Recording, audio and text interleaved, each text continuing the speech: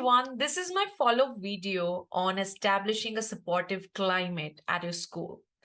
I posted something like yesterday about what are the ways you can have effective PTMs or a family conference that you can organize.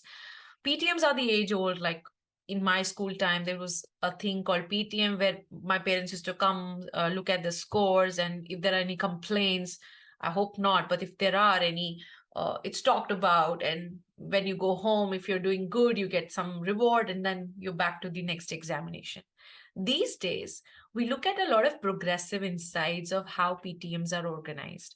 One beautiful aspect that I realize as a part of the school community myself, really part of the family, especially when you're taking care of early years, 0 to 6 years, or say pre-primary to primary, you realize that you're so much involved in the learning and development of the child, which are the foundational years for learning.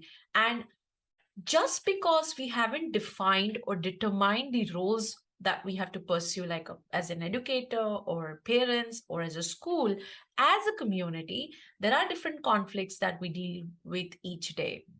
So PTMs or the family conference, if we kind of repurpose it altogether by making it in a way that it's sort of a platform, or sort of a family gathering wherein we meet families and talk about the child's development inside a particular frame or the area.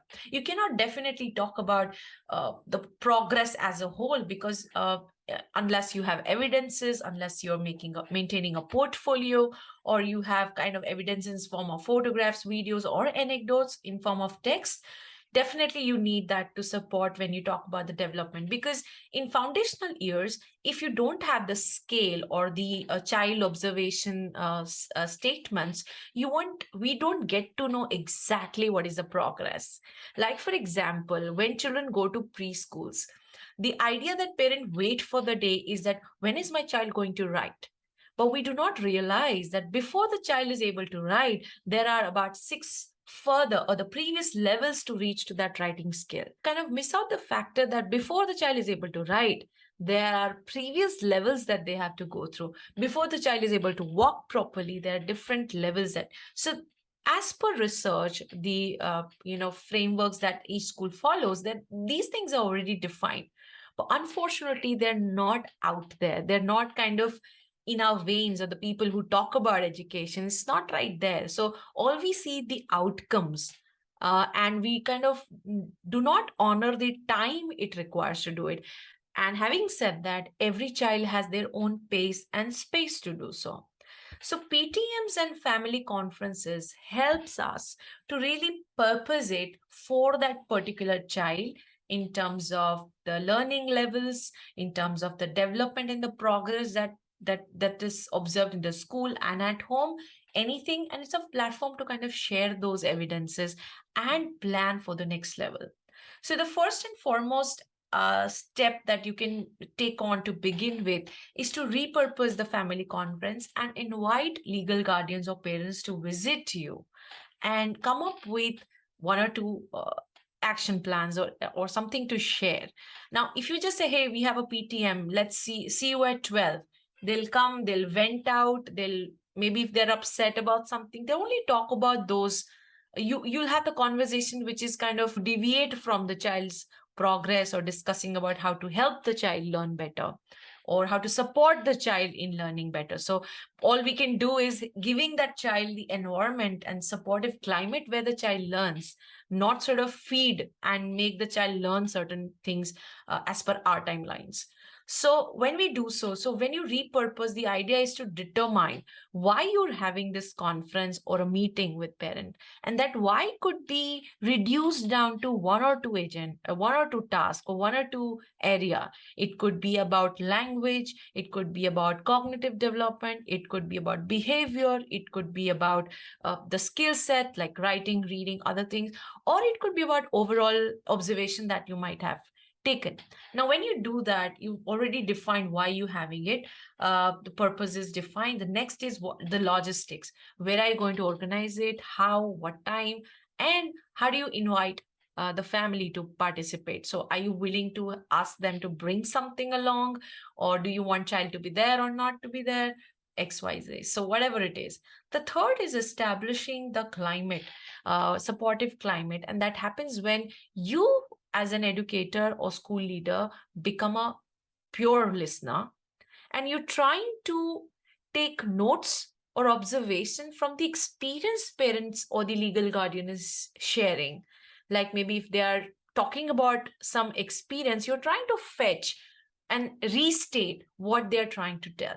So when they come with different experiences, either they're venting out or they're happy, they're acknowledging whatever they're saying, you have to restate it. Are you saying this? And when you have that consent or the confirmation from them, move to the next level. And that next level is, so what do we do next? Now, this is a very critical space. I'm not sure how many of you do it. If you do it, congratulations. If you don't, maybe why don't you try this? You have had your discussions about what has happened, the anecdotes, evidences, learning evidences, of course. Now you will talk about what's next. Are you agreeing to work on a particular skill with the child for the next quarter or a month? Or are you willing to pick one development that you really want to help the child with? Is there any external support? Are there any other resources that you need to incorporate or add value to? Now, after having those things done, you have to do one thing. Sure, if you are conscious enough to do it, is to give a task to the parent or the guardian. Who's doing what? So it is very important when you create that community of your school.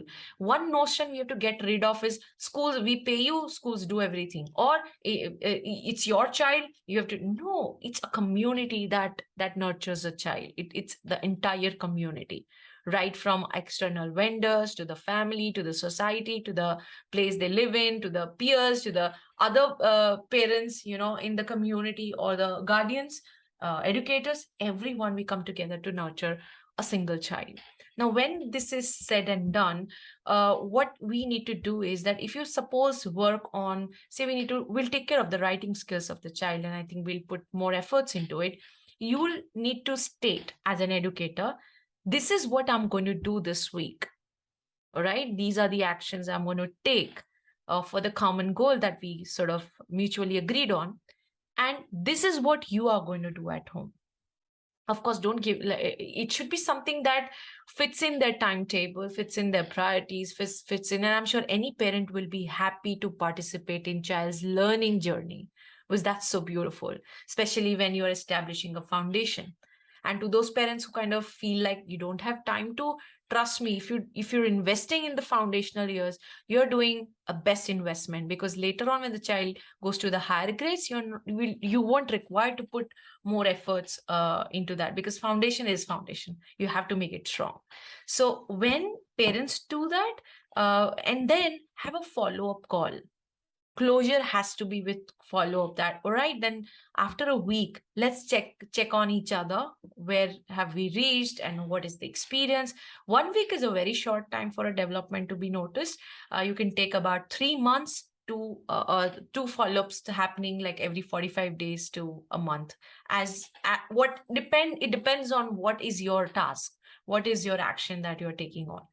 That is the closure. And of course, end it with a beautiful statement that allows you to be open and welcoming in terms of being part of their family, because as an educator or a school, you're really part of that family. You're doing something which is really true and critical for that family.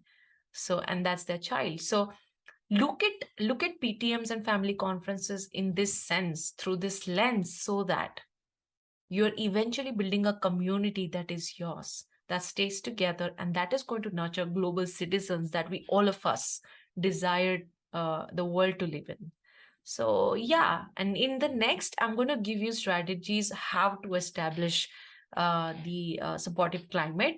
But for now, I think this should be all. So if you happen to like this video, or you think it makes sense, DM me. We can have entire workshop together. I can take another session for you, your teachers, your people, or you can just have one-on-one, whatever you feel like. Let's join in and collaborate to make our world better. Thank you so much.